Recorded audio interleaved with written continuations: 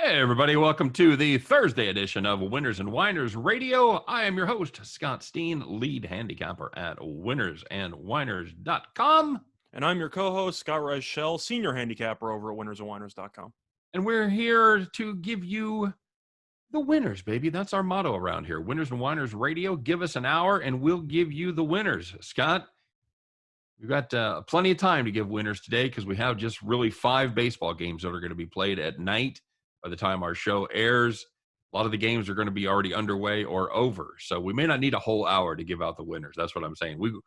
Should we talk about some other stuff, or should we do in-depth? Should we do 12 minutes on each baseball game? I feel like as tempting as that second option is, we should probably stick to the game plan and then see what happens. All right, there's a lot of stuff going on, man. We've got some NCAA football to talk about. We've got some NFL. We've got, of course, Major League Baseball. And Scott, after a 2-day absence, we've got the return of COVID news, so we're pretty excited to do that. But first, I'm going to talk about what's going on in your life, Scott. It's getting close to football season. Are you a fantasy football guy? You are, right? You play a little fantasy football? I am. It's mostly for the dynamic with regard to just the friends that are involved and how it's a punishment league. So right. If you come in last place, you end up getting punished. I have not come in last, so that has definitely been a bright spot for me. I have won a title before. What was the punishment in your league this year? This year, we're actually still working on it, but we have some ideas. We're gonna workshop it, and we'll see what happens there. Well, I mean, okay, for last season, what did the 2020 loser have to do? So last season, we had the guy come in last, and it was also kind of in the middle of COVID, so we couldn't all get together to have an actual in-person punishment. So we had to get creative. We ended up taking this guy who was a TA for grad school, and we made him put up a massive sticker on the back of his laptop in front of the class that just says, "I am awful at fantasy football," with like a massive rainbow unicorn type of logo going on, just plastered like a fathead on the back of his computer. And every day he'd have to look into his bag and be reminded that he's terrible at fantasy football. Do you have any particular favorites when it comes to all-time loser pranks or loser tasks that they had to do? Anything you've seen or read about or been and certainly not a victim of, because I know you would never finish last. I had a couple. We had a pretty cruel one a couple years back where we made a relative introvert do a stand-up comedy bit for about 20 minutes in front of all of us. In front of you guys? I thought you made him actually go to a club. We thought about doing that, but they might have started throwing tomatoes, and we weren't exactly sure what vegetables they had in the produce section, so we didn't bother. But in front of us, halfway through, we kind of pelted him with some water balloons. So that was a fun time. That's pretty good. But, of course, you have the signature ones. You have the tattoo leagues. You have the bad haircuts. Right. You have the going around in the city, maybe holding up a sign or something. You have the decoration on the car. Like, I'm awful fan. I'm sure you've seen that before. There's a lot of outstanding. I told you, we talked not too long ago about the best one that I've ever heard was the loser had to go to Waffle House and stay for 24 hours. And for every order of pancakes they ate, they could take off an hour. See, I was going to ask, you said every order of pancakes. If you order pancakes at Waffle House, are they just going to slap you? I mean, did I say pancakes? I always say pancakes. It's waffles. I was saying if you they don't serve pancakes at the Waffle House. I'm assuming waffles. You misspoke. If you asked for pancakes there, do you think they would slap you? Yes, I think you get slapped for a lot less at Waffle House, man. If you've ever been to Waffle House, you walk in there and you're a half beat away from getting hit upside the head with a spatula. Did you see the video of somebody proposing at Waffle House last night? Proposing what? That we get a new life? That we never go to Waffle House again? Well, they were going to get a new life, but it was going to be together because they were proposing marriage and proposed marriage at a Waffle House. That is romantic. That was circulating on the internet yesterday. Did she say yes? As far as I know, she couldn't resist waffles, so she said yes. Have you been to Waffle House before? Of course. Yeah, I like their hash brown, the smothered, covered, chunk, diced, whatever all that is. That's good stuff. It's tough to mess up hash browns, but I agree. Okay, very good indeed. All right. Well, let's start off, Scott, as we always do. Talk about the winners, and we'll talk about the whiners. Hey, see how that works out? First, we'll start with the whiners. These are the people that And maybe they're not whiners. They surely have a right to whine, though. They took it in the shorts, Scott. You still say that? No, They but say they took it in the shorts. you've said it for probably a year, I about a know. year and change, so we just keep it. It's a thing. It's a thing. They didn't do well. They got a bad beat, Scott, to use a poker term that's now kind of in the common nomenclature. They thought they had a winner right up until the time they didn't. And it's a horrible feeling. There's no worse feeling in the world than seeing it just slip away. And because you're a fan, you're not on the field. There's nothing you can do about it. You just take your L and want to call the cops. All right, Scott, well, we'll start in the major leagues as we are prone to do this time of year. How about Kansas City Royals and the Chicago White Sox, baby? White Sox on the money line. You're paying a pretty good price there, about minus 170, if I recall. Pale Hose, they did what they do. They had a 2-0 lead after 6 innings. That powerful Royals offense, not doing much. But bottom of the 7th, Jorge Soler, he has been ice cold lately. Well, actually, he's been hot lately for the last week, but he's been ice cold up until then. Hit a RBI double, 2-1. Go to the bottom of the 9th, 2-1. Sal Perez, 438 bomb to tie the game. Goes to extra innings. Chicago does nothing in the top of the 10th. And the Royals walk it off in the bottom of the 10th. If you had the White Sox on the money line, you were, so close. But now you got to call the cops. And now looking at the second one, you had a match between the Brewers and the Pirates. If you had the under 9, you were in good shape. 8 runs going into the bottom of the 9th. Then the Pirates, trailing 7-1, hit a meaningless, quote-unquote, 2-run homer. Game ended at 7-3. So if you had the under 9, you went from winning immediately to losing with no push draw in between. Brutal. Just absolutely brutal. I hate those when it makes no difference at all. And of course, it's the Pirates, so they hit a home run about once a week. So congratulations. That's just super. Finally, Scott, you had the Reds, Cubs under 9.5. Well, first of all, you should have been a little more patient. We know, that we preach around here, get those lines early because you're probably going to be ahead of the number. Well, in this case, you weren't because it was originally 9.5. It went up to 10 by game time. But if you got it early, you had 9.5 in that Reds-Cubs game. And whether you had 9.5, whether you had 10, it didn't matter because you were in great shape going into the 9th inning. They'd scored just 5 runs. Of course, the Reds, they plate 3 in the top of the 9th. The Cubs, they're beat, but they don't know when they're beat, Scott. So they went out there and put up 2 unbelievably meaningless runs in the bottom of the 9th, and they take it from 8-0 to 8-2. Congratulations, Cubs. You've put up a pair of runs, and you've beat everybody that had the under 9.5. Call the cops, would you? It's even worse when you know that your team that you need to be shut out for one more inning hasn't done anything for the first 8 innings, and then suddenly wakes up. That's got to hurt even more. Yeah, don't care for it. Don't care for it at all. Well, Scott, the winners today are the people that had those no-doubters. You know how it is. You know how when you hit one right down the middle of the fairway, it's just a beautiful shot. It just keeps carrying. You never had any doubt about it, and that's what happened with these games. They went exactly the way you had them handicapped. Everything was perfect. No shenanigans at the end. You were sitting in the rocking chair, baby.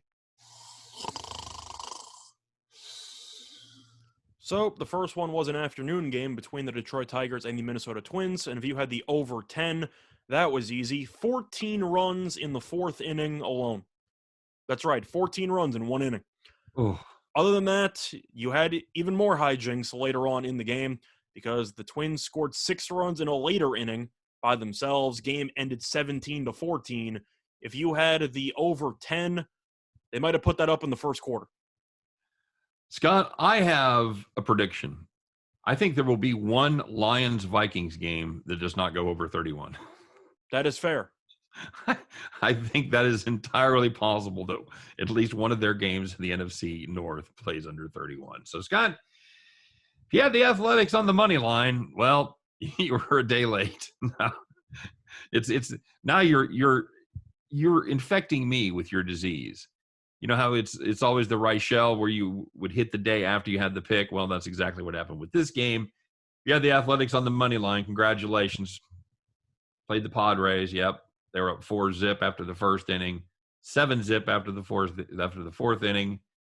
Everything's laid back out there on the West Coast. They ended up winning 10-4. Never a doubt. Negative perspiration. You were sitting in the rocking chair if you had the A's right there. Well, you might now know why I'm very high on Manaea, because the last month and change, he has been phenomenal, and he was great once again in this game. I think there was one game in there we backed him and he sucked. That is definitely true, but I'm saying overall, he's been really, really good. Yeah, that's great. And looking at the last one, you had the Marlins and the Orioles. If you had the over 10, a lot of runs really early. 2 runs in the first, 6 runs in the second, 3 runs in the third, 2 runs in the fourth. Doing the math quickly for you, that's 12. So the game already went over. And then followed by some hijinks at the end, you had an 8-7 final. 15's a lot greater than 10. Nice, easy winner there on the over.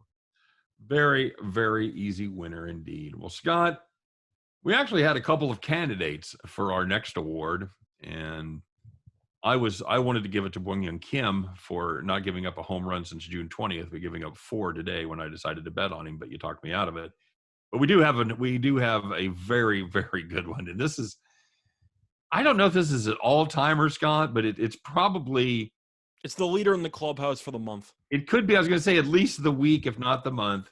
And hey, what the hell are they talking about? Well, you know what time it is, guys. Strap on that feed bag. Get ready to plow the back 40 because it's time for Donkey of the Day.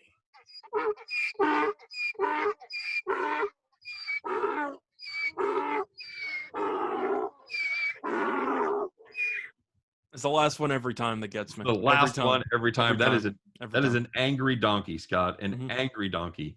You want to do the honors today? Take it away. You're the one that actually found this story. I was slow to the party. I had not seen this today, so I feel it's only fair to let you have all the donkey glory.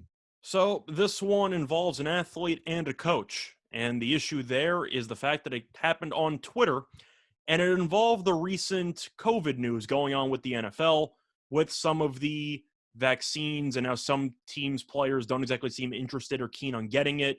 Others do. One coach with a very big interest when it comes to having his team get it is Ron Rivera. And that's because of the fact that, of course, he had cancer, and because of cancer treatment, he has a diminished immune system. So he needs his team to try to avoid getting COVID as much as possible and to prevent him from being at future risk. One guy who didn't exactly like that stance by Ron Rivera was defensive back TJ Ward. And Scott, just to ask you, is TJ Ward on the Washington football team? He's not. He's not on any football team. He's not on any team. So it felt like a really interesting time to get involved in this COVID discussion when TJ Ward doesn't have to get the vaccine because he's not on a roster. But anyway. Is TJ Ward a vegetarian? Is he not getting enough beef in his life? I don't really know why he decided to go at Rivera. He's just picking up the beef for no reason, man.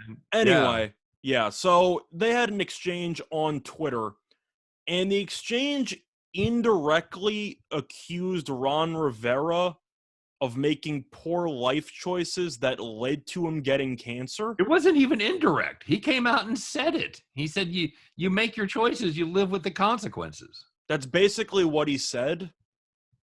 Is that not one of the most insensitive comments you've probably heard in a long time? That I can't even think of anything that equates to it besides, of course, you get the stupid racist comments from some athletes every now and then, but in general, you're gonna like tease or mock a cancer victim. Like, what is happening? That is not only a weird hill to die on, it is a weird hill to even approach. He doubled down on it. Yeah, I know. Which is even crazier. He had some pushback, and then he said, I have nothing against cancer people. And then he basically said, but sometimes stuff happens. And I'm like, what are you even talking about? So let me ask you, just to play a little bit of devil's advocate here. I don't think anyone's signing him. That's your question. Is there a possibility there's a kernel of truth in that?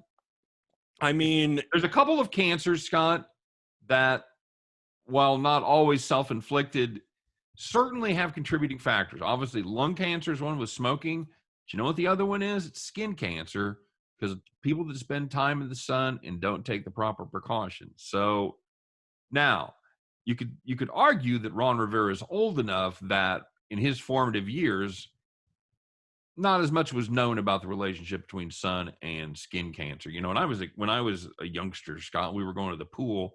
People would slather up with like cocoa butter and stuff. You know, SPF, that wasn't even a thing. My grandfather does that. So still, I believe he does. with the little coconut on there, you can smell the coconut as you walk by. Yeah, absolutely. So, but does Ron Rivera have any kind of responsibility here for skin cancer at all? I think that we're digging a hole just by talking about it. The point is that TJ Ward has no idea what Ron Rivera's done in his personal life ever since he was born. Yeah. So for TJ Ward to assume that just because he has skin cancer, Ron Rivera is 100% at fault for getting it is extremely ignorant, and it's extremely stupid. Yeah, even if you can say, well, you know, I might have made some different choices had I known, you know, with my wearing long sleeves or whatever. He brought way too much fire. And again, this is the part we can't stress enough, for no reason. He's not on the team. He's not on it. He's not on that team. He's not on any team. He doesn't have to take a COVID test. He doesn't have to get involved. Shut up. Shut up. That's what I want to say with about 95% of the content on Twitter. Shut up. You know, there was a reason we didn't want to hear what every person in America thought about everything. Shut up. Yeesh. Okay. Old man rant over. Sorry. I think regardless of what other donkey of the day you want to talk about, I know that issue, I don't know if that exactly happened yesterday or maybe earlier in the week, but we didn't talk about it, and we kind of had to, because that is next level stupidity. And that reminds you that just because you're really good at football doesn't mean you're very well educated. Well, he spelled, I didn't know it was going to have that. I didn't know it was going to affect you that way. He spelled that with an E. So he tried. He had all the other letters in the right place, so that's something. I don't know how much autocorrect played a factor in that, but who knows? Yeah, I don't know, Scott. So, I'd like to remind you, of course, listening to Winners and Whiners Radio. Give us an hour. We'll give you the winners. Scott, this is the part where we get to tell everybody how great Winners and Whiners is, and it really is cool. We've got, and it's great for baseball. It's really good for basketball. But man, where they extremely separate themselves from the pack is football. And Scott, what would be your guess how many college football games they have full previews and predictions on over at Winners and Whiners during the season? Every FBS game. Yeah, pretty much, right? Every FBS game from what I remember. Yeah, I think it's probably I think it might be I think it is. I think it's close to everyone. I think it's what they shoot for, and I think most times they get there, but in any worst case, like 96%. Yeah, exactly. And if you're looking for information, I mean, everybody's got, you know, when Bama plays Auburn, there's a lot of people writing articles about it. But if you want to find out about the Louisiana Monroe versus Louisiana Tech, that's the place to go. And not just a couple of stats, full write-ups, predictions, previews, every game, every single day. I don't know how they do it. They churn. You guys, I haven't written for a while over there, but I have a lot of respect for the writers. Number one, they're really good writers in addition to being really good handicappers. So it's pleasurable to read. I write every day. There you do. And you write some very good articles over there. So make sure you stop by, check out Scott's stuff, check out all the other great handicappers over at winnersandwhiners.com. Full previews, predictions every single day, always 100% free. So Scott, let's talk a little. Speaking of NCAA football, the 4-digit network running into a little bit of trouble. They've received a cease and desist order by the Big 12 Conference. What world are we living in, Scott? What world are we living in? The charges were that ESPN has been meddling with teams in the Big 12 and had approached at least 5 teams about switching conferences. Scott, what are we doing here? Is ESPN driving the train right there? They are actively trying to basically dissolve the Big 12. So you'll have the 4 super conferences and they will have a even stronger product. What? I think the only thing missing from this entire story is the report that the Big 12 commissioners got the tinfoil helmet on because of the conspiracy theorists. You know what I'm talking about? I do. I've seen That's what it seems like to me. because I don't really know what type of power a TV network would have if it would be able to actually sway teams to do that. B, is there any evidence that actually supports your theory that ESPN's been interfering? And C, maybe you're trying to place some blame on ESPN because you don't want to look in the mirror and realize that your conference is about to dissolve? Could be. I How would think, you talk about it? Because you root for a team that's actually involved in the conference. yeah, I do. And I'm kind of wondering, I was going to ask your opinion, because if Texas and Oklahoma go, that leaves 8 schools. Now, there's of those schools, let's assume that there are 5 of them that we're talking to. Of course, Oklahoma and Texas were 2 of them. There's 3 other schools. So which other 3 schools does somebody else want at this point, Scott, in the Big 12? I'm trying to think hypothetically if any of the independents would be willing to jump. I'm assuming Notre Dame would not want to go to the Big 12, so I'm assuming that's definitely out. Right. But it would have to be one of the other potential independents. I don't know if Army would No, go, but you can no. ask. I mean, which school in the Big 12? Which 3 schools of were they approaching about moving? Oh, I thought you meant like what would the Big 12 do if No, Oklahoma and Texas jump? My bad, I misunderstood the question. That's cool. And I'll spot you one. West Virginia never was a great geographical fit. Much better fit for like the ACC. All right, so let's give West Virginia to the ACC, maybe the Big 10. Yeah, both of those are much better geographical fits.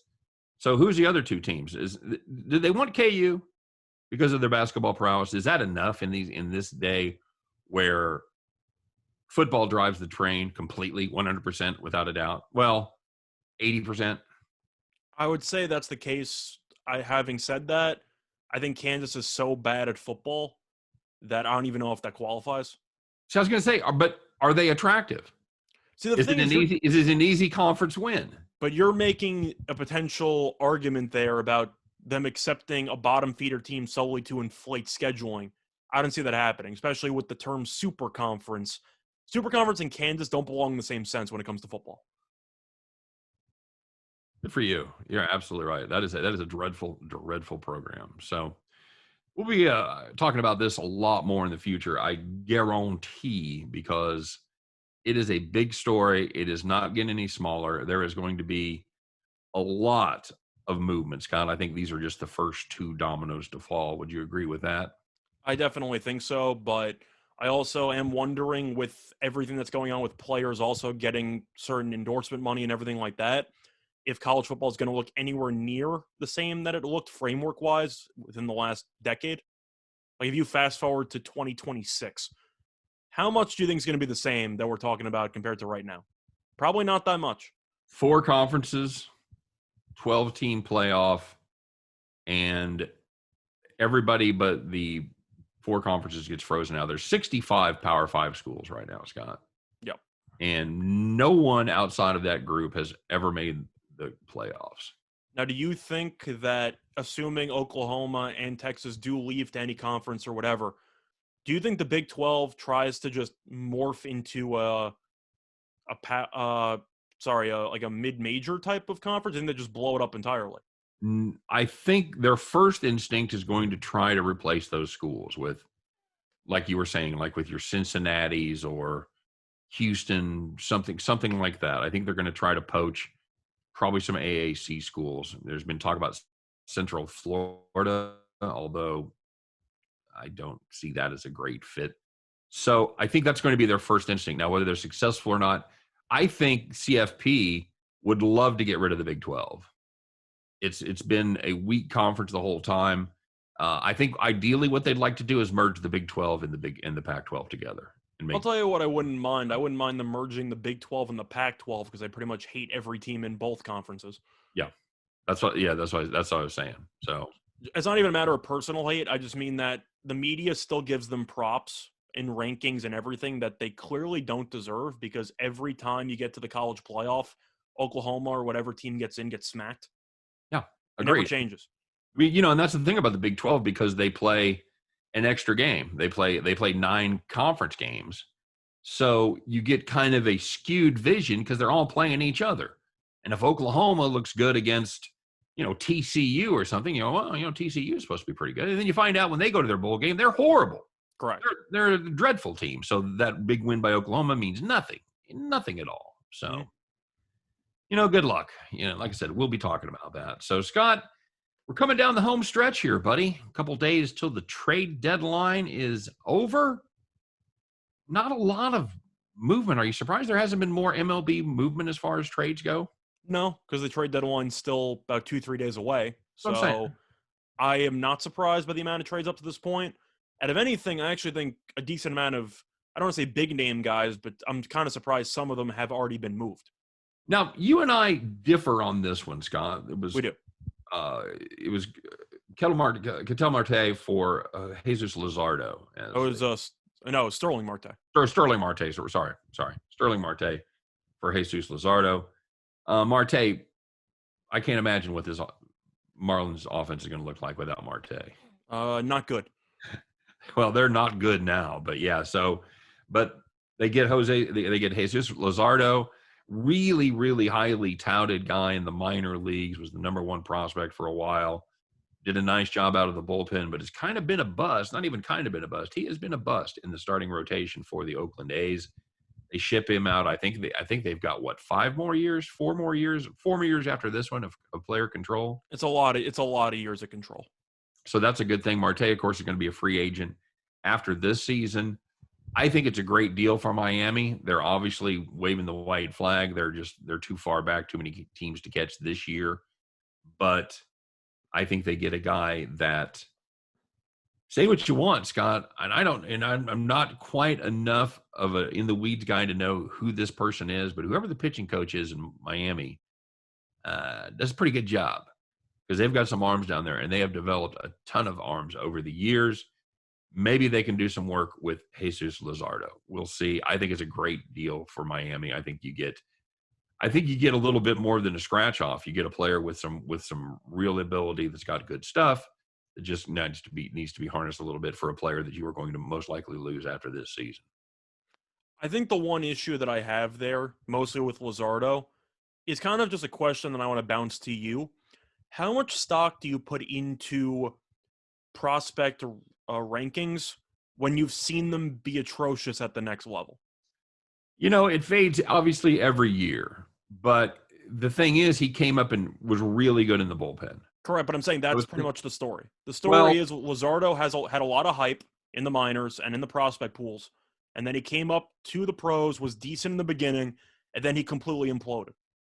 So the question is, do you buy into the 23-year-old's hype that he can regain form, or do you think that whatever it is, mechanically, mentally, the fact that he broke a hand while playing a video game during the offseason, there's a lot of really dumb stuff that's been going on with Luzardo off the field, but in terms of on the field, he just hasn't been producing. So the question is, do you have faith in a guy who has clearly busted in the pros right now getting back into form? And I think that it's fair to question that, but I will agree with you about the pitching coach for Miami and how whatever his name is, he deserves a raise. Yeah, absolutely. Absolutely. If it's two players with equal amount of time left on their contract, then no, it's a horrible deal. But if you've got a player that was going to leave and you're going to get a sandwich pick, instead you can get a guy that has some serious upside. I think you make that deal every day. I can understand with the control differential. I just don't think Luzardo's that good. Okay. And I know that we're making an argument that Luzardo maybe can regain form being back in Florida, which is where he was born, so maybe the familiar surroundings will help. But I don't think Luzardo's that good, and I think you could have gotten more from Marte. I know that Marte is a rental. There's a lot of desperate teams out there, maybe even the Yankees. I know they got Gallo instead, but the Yankees were in the mix for potential Marte, and we saw, we're going to get into that in a second, what the Yankees gave up for Gallo. You couldn't have gotten more than one prospect for him? Well, I think they made the best deal they could. I really do. I don't know that there's... That's the thing. We're never going to know what other offers they had. Right. But I do think that it's a little odd seeing a one-for-one deal when you're trying to trade away one of the best outfielders available on the trade deadline, on the trade market. I find that fascinating for a one-for-one. Okay. Isn't that a little rare? Yeah, it is something. Well, and, it's kind of one of those deals where it was a little worse because Miami had to kick in some money. Correct. They're covering pretty much the entire remainder of the year. But I think another reason why I just wasn't a big fan was because of what the Marlins gave up to acquire Marte in the first place. They gave up Caleb Smith, gave up a relief pitcher. Relief pitcher hasn't been good. Caleb Smith we both like, but he's had injury issues. Right. So you flipped Caleb Smith for 1 year of making the playoffs, quote unquote, with Marte. And then you flip him for a developmental pitcher who maybe can get back on track. I just don't. You're asking me right now, do I think Caleb Smith is better than Luzardo? I think the answer is yes, in my opinion. Interesting take. In all fairness, they really got Marte for 2 years to make 2 runs at the playoffs. No, they did. I'm saying the second year completely imploded. But in general, it didn't work out. I don't know. I just feel like maybe I'm underestimating the importance of a young team like Miami making the playoffs that 1 year to win 1 playoff series and then lose on the grand scheme impact of the organization. Maybe I'm just doubting on why Miami even got Marte in the first place. Okay. All right. Well, you seem to be having a lot of doubts about the Marlins, Scott. I am, mostly because of the fact they can't score. Fair enough.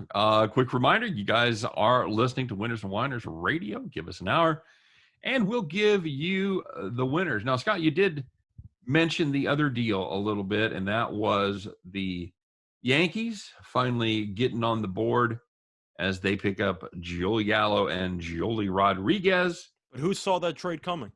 Well, you did. I believe you did mention it, Scott. You did say something about that yesterday. I'll give you the official Winners and Whiners Radio pat on the back, my friend, as you did predict the Joey Gallo trade to the Yankees, and 24 hours later, there you go. I really was low-hanging fruit, so I was kind of being sarcastic, but I did say it. So. Yeah, it was. I wasn't gonna say that. I wasn't gonna say that it was pretty much known at that point that that's what was going to happen. But you know what?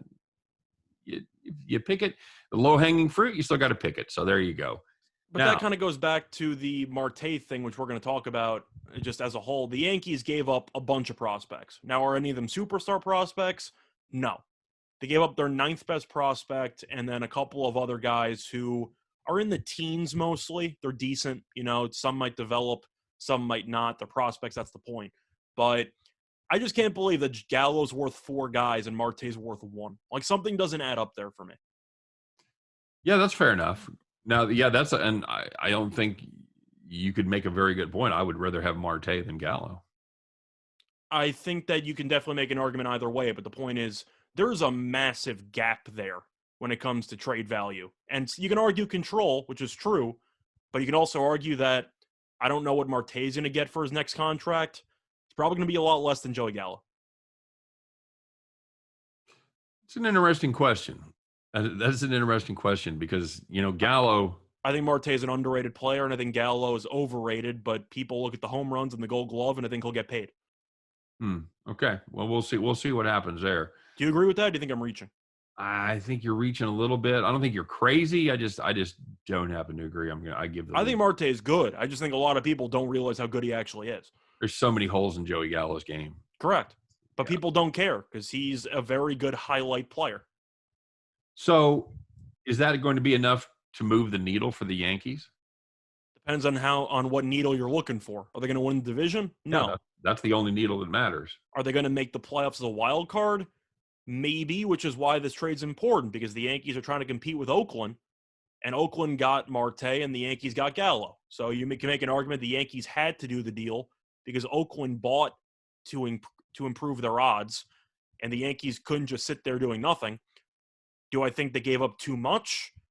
Surprisingly, not really. I kind of thought Texas would get more from Gallo besides a couple of middle prospects who might turn into something, who might not. I thought they were going to get a top 5 Yankee prospect, and they just didn't. And Scott, we talked about this. I read an article today that went into in depth about the payoff in these trades, about the prospects, and you're just not getting the top shelf guys anymore. The analytics have really taken over, and the projections for the players, they almost rule the day. So you're not getting in a very rare circumstances are you going to get a top 5 prospect. I'm just saying we know how desperate Cashman is to keep his job and how desperate the Yankees are to make any trade of any kind. Right. I know Texas was going to trade no matter what, but I figured the desperation factor, especially after the Marte deal happened, would have caused the Yankees to give up a top 6 prospect. Yeah. Didn't you a little bit? Yeah, probably so. But So I don't have an issue with the trade for the Yankees because they gave up a couple of guys. I don't know if any of them are going to be good, but they wanted Gallo. They got Gallo. Does it move the needle? Not necessarily. But if it means they can stop playing Brett Gardner, then I'm all for it. by the way, Scott, the Yankees, I don't want to depress you further. They're not only looking up at the Oakland Athletics, also looking up at the Seattle Mariners for that wild card spot. That is true, but we're both under the assumption that Seattle's probably going to hit a wall at some point. Sure. I believe all those teams in the Northwest are going to suck. I believe San Francisco is going to hit the wall. I believe the Seattle Mariners are going to hit the wall. I feel like Oakland, though, we know is one of those teams that have been there before. So they have the experience of trying to not fall apart in August and September. I think Oakland will keep it together, but you're looking at a battle between those two teams with Oakland having a bit of a head start. I'm still picking Oakland, but the Yankees tried to do something, and a lot of jobs are on the line. Yeah, very true. Hey, thank God the A's didn't fire Bob Melvin the first 2 weeks like you wanted them to. I'm actually curious how they would have done if they did fire him, because I'm sure they still have the talent to be a good team anyway. It's all Bob Melvin's. The A's are going to miss the playoffs, and 162 games later, we're going to get on the show, and you're going to go, see, I told you. Well, I don't really know how important managers are in baseball, which is a whole separate topic. I don't want to go down that road, but we both think La Russa's not very good, and yet the White Sox are favored to win the American League. Like, how much does a manager actually matter? Yeah. It matters if the manager's awful, but even a mediocre to a good manager. I mean, Dave Roberts had so much talent, he could have just hit random on which pitcher to bring in. They probably would have won because he was still bringing Jansen in to close some games in the World Series, and yet he won a title. Yeah, it's some of these teams, and you're right, it is a deep rabbit hole. We're not going to go down it today, but I think some of these teams win in spite of their managers, not because. No question about it. All right, so we talked a little bit about it, Scott, but COVID time. Yep. The Nationals had their game canceled yesterday after 12 positive COVID tests. Big news here. I don't want to bury the lead. We went 2 entire days without talking about COVID. Is that a new record, Scott, for the last year? It feels like it. We thought about maybe not talking about it, but we kind of had to. Yeah, they canceled a game. You can't just I know. Some of these, we bring you guys the topics that we think are most important, that are getting the most bandwidth, that have the most legs, and they're not, believe us, they're not always the ones we want to do. They're the ones we feel we owe you because they are the ones that are being talked about the most and have the most impact. This is a pretty big deal. Trey Turner had it, and then all of a sudden everybody else has it. So, Scott, is this just the beginning of a month or two of this kind of stuff, or is this going to be a one-off? We've said numerous times it's going to get worse before it gets better. So I got to assume that it's going to continue. Now, I know they're scheduling a doubleheader for tomorrow, which is already going to be taking place by the time that this actually airs. From a betting perspective, which won't matter because most people are going to see it. Well, YouTube actually will see this before. But in general, I got to assume you got to fade the Nationals, right? They're missing a decent amount of players. It's Vince Velasquez. That's the problem. If Velasquez goes, no. And they may very well win. I agree with you because Velasquez stinks. But you have 2 games to talk about. The Nationals having a short bullpen probably just after the first game because their starters aren't very good. Then you're looking at no Turner in the lineup and a couple other guys. It's just a disaster zone to play a double. What are they? Okay, because last year when they tested positive for COVID, they had to isolate for 2 weeks, 10 days, give or take. I have a separate conversation to talk about with Trey Turner, but yeah, we can go ahead and. So okay. So the thing is, if 10 guys tested positive yesterday, how many guys are going to test positive again today? Why do we think today's going to be any different? Why is I don't know why they're even playing these games, which was the main point that I was going to make. Besides, I can imagine they will. They probably shouldn't. This is the kind of thing you reschedule and maybe make them up at the end of the year if the games even matter. Scott, since we are talking about COVID, I'm gonna share one perhaps good piece of COVID news.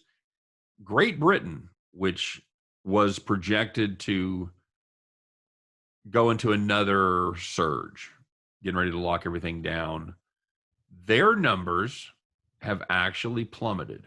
And doctors are puzzled, epidemiologists are puzzled because all the projections showed them going up. And all of a sudden, the bottom has fallen out of the numbers in Great Britain. So it's a little early to see if it's a long-term trend, but maybe, just maybe, there's a little sliver of hope. Of course, they are vaccinated at a higher rate than the United States is. I believe over 75% of the people have at least one jab. I think they're around 60% that have both. So maybe they've reached herd immunity. I'm not sure, but maybe we won't have to go quite down the hole again. That's what I'm hoping anyway. Maybe, but to just segue to the other point I was going to make involving Trey Turner. Can you trade for a guy who might be out for 2 weeks? Sure. I would assume, I would assume it's just like trading for anybody else that he's out with a sprained finger or, these guys have ankle surgery and come back 10 days later. So I'm assuming it's the same kind of thing with an injury like that. I'm assuming too. I'm just bringing it up because, of course, Trey Turner was a hot commodity on the market, and now he's out for COVID, and that means he's out indefinitely because it depends on if he gets any side effects, any symptoms, stuff like that. I am curious if that's going to impact his market. I'm assuming not, but I am curious if it will. Yeah, we'll see. I don't think it will. I don't think it will, but I got to bring it up. Okay, fair enough. So let's talk about the NFL a little bit, Scott.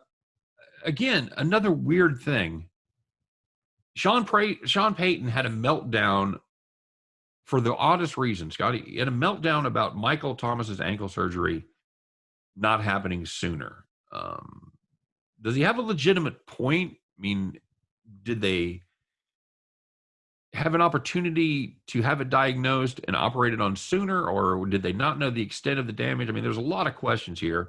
Thomas obviously going to miss the beginning of the regular season. Is he blaming who's he mad at, Scott? Is he mad at the medical staff? Is he mad at Thomas? Is he just ranting? What's the deal? And ultimately should it have been handled behind closed doors? I think it should have been handled behind closed doors. That's A. I think ranting to the press about something behind the scenes is never a good idea, especially when you're half calling out your star receiver, half not calling out your star receiver. Either way, nothing good can come out of talking to the media about this, but I think you'd agree with me on that. But looking at the actual situation, I think Peyton's right. I don't think he should have said it publicly, but when was the last time the Saints played a football game? Yeah, I mean that's the thing.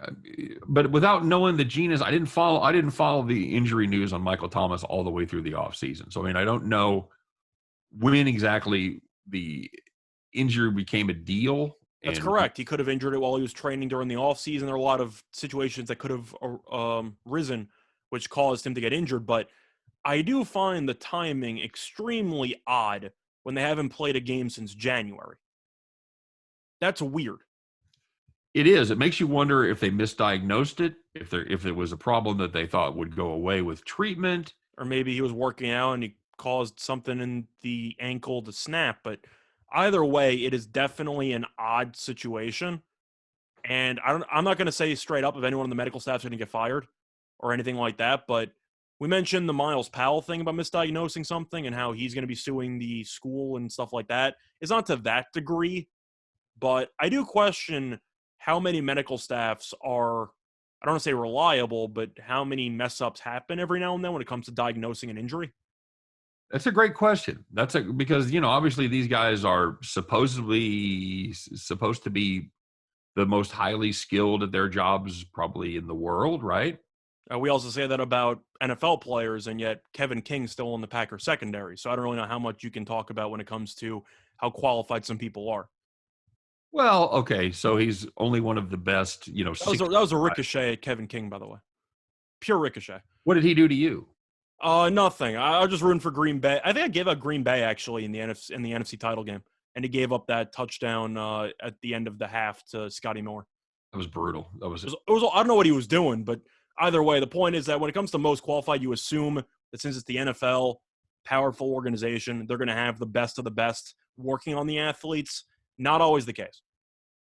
So, Scott, I'm going to let you in on a little secret. Whether Michael Thomas plays or not, doesn't matter. It doesn't matter. The things are going nowhere. I still don't know if Lattimore is going to get suspended, who's going to be the quarterback for week one. They got a lot of problems. Yes, Lattimore is going to get suspended. He should. I would say at least It's probably one of those 4 games appeals down to 2 games kind of thing. I forgot what he did again. I know he had a gun, but what was it, an airport traffic stop? Gun situation. I think it was an airport, but I'm not sure. I think it was the airport, and Clark was the traffic stop. So Frank Clark was definitely the AR-15 or the Uzi in a traffic stop. yeah, Lattimore will probably get 3 to 4 games, but it depends on the hearing and what happens when Goodell spins the wheel of discipline. It's either a $2,000 fine or he's suspended for 2 months. For life. Yep, just spin the wheel and whatever happens, happens. Now, so are you just mad at everybody today? No, the NFL I have a serious gripe with when it comes to the lack of consistency for discipline stuff. I think you'd agree with that. That's been a joke for years. Yeah, I think that, but hockey is not good either. They're trying to catch. Did you see the thing about Montreal drafting the kid from Sweden? Well, it was weird because the kid said he took his name out of draft consideration, and Montreal drafted him anyway. He asked teams not to draft him. Right. What we're alluding to here is there is a kid, Malneau. I'm going to butcher the pronunciation, but the point is that there was this talented kid who was supposed to be a first-round pick, and he had some issues involving a woman with some photos. He showed some people that he shouldn't have. Right. And anyway, point is that it was a bad situation, and he voluntarily, which I think was right, said, "Don't draft me." He wrote a letter and said it was an abhorrent deed that I did. I don't know if he wrote it, the agent wrote it. I was a fan of the way they handled it PR-wise, and then the Canadians said, "You know what? I like the letter. You have good penmanship. We're going to draft you." Like I don't really know how that happened, but you had that issue this year. The Coyotes last year drafted somebody who bullied this. I forgot if he was a disabled kid or something, and they ended up basically just not signing him, and that was a whole catastrophe. A lot of leagues have problems when it comes to disciplining some. Well, see, and that's what the Canadians did. They got a whole bunch of backlash from their fans, rightly so. So Molson, the owner of the Canadians, came out and said, "We made a mistake. We're not going to let him come to rookie training camp. We're not going to let him come to regular training camp. We're going to see how he does throughout the season and see if he's in our future plans." In code word, that means we're waiting until it cools off around him, and then he's going to play. That is just the most mealy-mouthed, wishy-washy BS that you are ever going to run across. What? You just took the kid in the first round a week ago. Wasn't there also an issue with the Orioles drafting somebody out of Oregon State who had I don't remember if it was a case involving a 3-year-old, but it was really, really bizarre. That was definitely a thing. Yeah. And I don't think they got disciplined for that. You know what I'm talking about, right? Yeah, I do remember that. I'm not going to go into the details for it. You can look it up. It's disgusting, but he got drafted anyway. Yeah, I don't get it. I do remember that. That's bad. Yeah, so yeah, the NFL, that was kind of my point, is the NFL doesn't have any kind of a monopoly on horrible decision making. When it comes That's fair. We went down a bit of a rabbit hole, but the point is that sports in general don't exactly have the greatest morals, and I mentioned that in the past. Right, and we've talked before about how long you punish somebody for a mistake. He was convicted in Sweden. He paid a fine. It's on his record. So how long do we punish the kid? I think that opens up a whole separate can of worms when it comes to believing in second chances, not believing in second chances, whether or not. Yep. I believe in second chances, especially if we're talking about a teenager, with some degree. That Oregon State kid who got drafted by Baltimore should never even see a baseball ever again. Not sure he should have seen the outside much.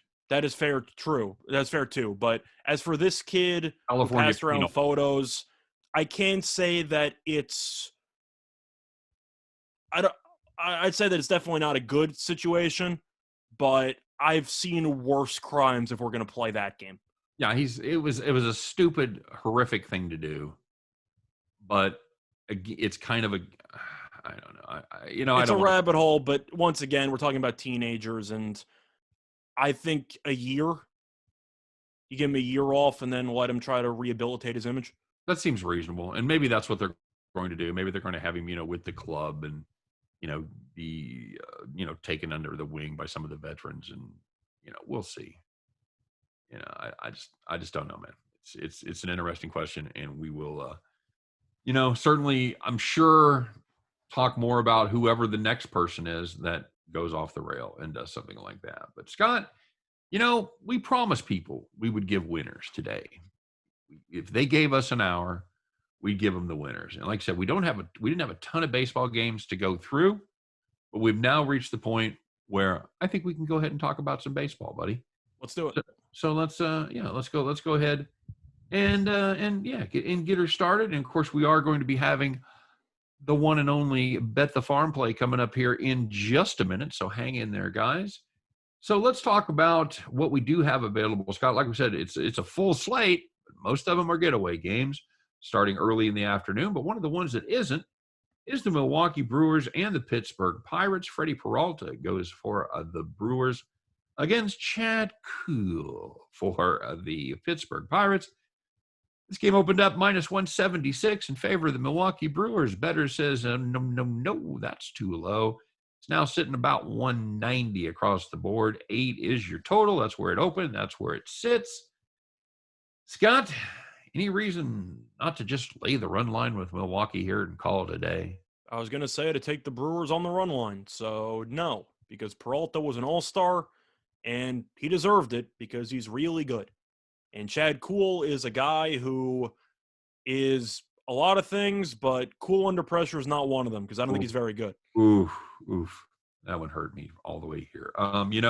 It was a painful pump, but almost as painful as his pitching at times.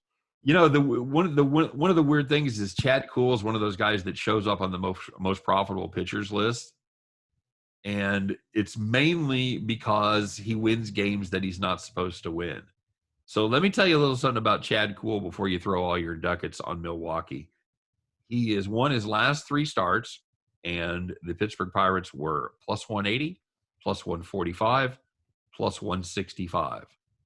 That's a pretty fair penny there for backing young Mr. Kuhl. Now, did he pitch well in those games, or did he just get a bunch of run support? He pitched well, Scott. His last game was probably his one where he struggled the most. He went 5 1/3, gave up 6 hits, 1 walk, 3 earned, picked up the win, picked up a 4-1 win over Marcus Stroman as he pitched 5 innings, 2 hits, 1 run, picked up a 2-1 win over Ian Anderson and the Braves, 6 innings, 4 hits, no walks, 1 earned. So you know what? You swayed me. First 5 under. Okay. You swayed me. All right. And Milwaukee's going to absolutely romp. So. I can still like the run line because Pittsburgh's bullpen's atrocious, but first 5's not that bad. It absolutely is. And I like Freddie Peralta. He hasn't been getting a lot of help lately as far as the Brewers go. It's one of those things where they give it to him all at once, Scott. They give him 14 runs, they give him 7 runs, and then they give him 3, 1, 0. Yeah. So I'll go first 5 under. Okay. All right. Fair enough. Anything on the full game total? Not particularly. With that Pirates bullpen, I'm not getting involved in any full game total involving an under. Okay. Actually, the weird thing is the Pirates bullpen, it's one of those things that if you watch them, you're like, man, they suck. And then when you look at their stats, they're not that bad. Yeah, but every time you watch them, they're terrible. Yeah, exactly right. And God forbid you'd ever count on them to do anything. I'd look at maybe the Pirates team total under as well if you think Peralta's going to give you 6 or 7 strong. That's solid. That's very solid. Scott, kind of interested in a battle of the Titans there between the Baltimore Orioles and the Detroit Tigers. Casey Mize goes for Detroit against, I believe, Andrew Wells for the Baltimore Orioles. Detroit, Scott, break up the Tigers here, buddy. Minus 155 favorites. This opened at 9.5. Starting to see some over money creep in. We're starting to see 10s on the board. Wells is a kid, Scott, that has not pitched well, if you'll excuse a pun. He has not had an ERA under 5 since rookie ball. He's in the majors. Yet he is in the majors, and I think that speaks more to the desperation. Is he David Wells' cousin or something? Like, why is he in the majors with a 5 or so ERA? I think they needed bodies, buddy. I think they absolutely needed bodies. Casey Mize is a guy that's been kind of sneaky good. That's another team that's going to have a sneaky good rotation next year if everybody keeps progressing. You want to lay a $153? I don't really want to take Detroit as a home team on the run line. I'm going first 5 run line for Detroit because Mize, even though I like him, he really does not go more than 4. It seems like Detroit tried to stretch him out, but his pitch counts get a little bit too high too quickly. So he's been mostly a 4-inning guy for the last month and change, which I'll give Detroit credit. They're trying something out with him, and it seems to be working relatively well. I'll go with the first 5 because Detroit's been good. They scored 17 runs yesterday. You look at Baltimore, they had the thrilling win yesterday against Miami, but we know that that team is next level bad. Detroit's actually decent. I'll go with Detroit first 5-run line. Okay. And as we record this show, as you guys are aware, we record this show pretty early. So we've got 2 more night games. Oakland and the Angels. The Angels have not declared a starter. And San Diego and Colorado. The Colorado Rockies not declared an official starter, although it looks like it's going to be Kyle Freeland would be our guess. Yep. San Diego, gigantic favorite, minus 280 with Musgrove. I want no part of that. Might be tempted to play Colorado just for grins, although Colorado on the road, good luck. I'm sorry, you said 280? Yeah. I got to take Colorado on principle. I'm telling you, yeah, It's either Colorado or Colorado plus 1.5, because Freeland, who I roasted earlier in the year, has actually been decent for the last couple of starts. Not horrible. Horrible. That's what I'm saying. I'll go first 5. Maybe the Rockies show something.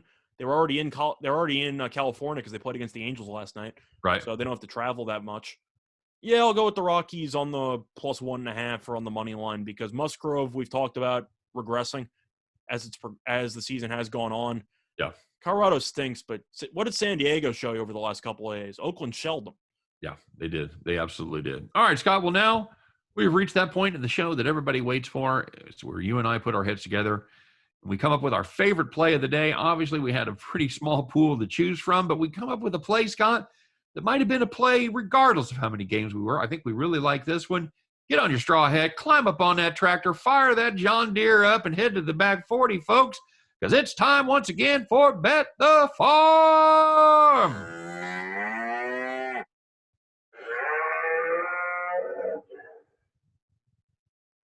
All right, Scott, it's Bet the Farm time. Your time to shine. Is it my time to shine? Yep, your time to shine. All right, there you go. Well, we got the battle there in the AL East as the Red Sox and the Toronto Blue Jays square off. Scott, we like the Red Sox in this one. Blue Jays, they are not good against good teams. We talked about that the other day. They have lost 6 of their last 8 overall. While meanwhile, Red Sox, it's the classic 2 teams headed in opposite directions. They have won 7 of their last 9. Eduardo Rodriguez is on the mound for the Red Sox. 2.55 ERA over his last month. That's very solid. Even more solid are the way the Red Sox play when he starts. He are 8-1 in Rodriguez's last 9 starts. Hyun-Jin Ryu going for the Blue Jays. And not good his last time out. Scott, 10 hits, just 4 1/3 innings in his last start against the Mets. And he is not good in Fenway Park. 7.20 ERA at Fenway. Give us Boston to take the series and another game from the Toronto Blue Jays on the money line. And that is going to do it for today's editions of Winners and Winers Radio. As always, we thank you guys for listening. We thank all of our YouTube folks for watching. Don't forget to comment, like, and subscribe, all that good stuff. And for myself and for Scott Reichel, for the whole team at Winners and Winers Radio, thanks very much for being part of the show today. We appreciate it. You guys take care. Good luck on all your plays, and we'll see you tomorrow on Winners and Winers Radio. Take care, everybody.